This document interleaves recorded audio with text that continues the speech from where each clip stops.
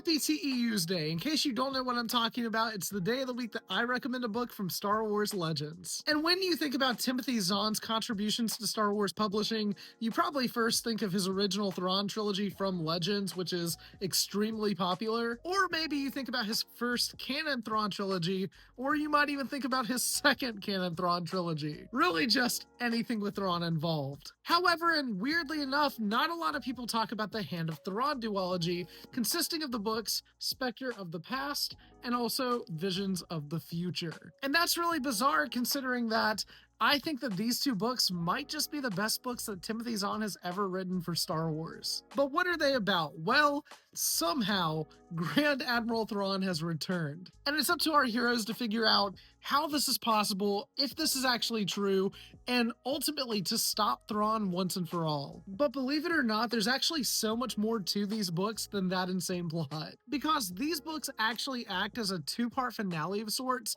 to the Bantam era of Star Wars books, which was the first era of publishing Star Wars books for the expanded universe. And these books work exceptionally well side by side, but they also work really, really well when you view them as a conclusion to that era of Star Wars publishing, as well as like the first era of the expanded universe. But as much as I feel like these books act as a solid conclusion, they also perfectly set up the future of Star Wars stories, like the New Jedi Order and stuff like that. Plus, it's just really cool seeing characters from all of these different expanded universe books converge within the story that acts as like a grand finale. Now, I will say this, as much as I personally do recommend these two books, I don't recommend starting with them at all. Again, they're very much concluding chapters to this era of the expanded universe, and I feel like if you just kind of jump into these books, you're not going to really like them. And if you don't have the context of like everything that happened before, there's no way that you would honestly understand anything that's going on in them. But if you have read everything, man, you're in for a treat because these books are great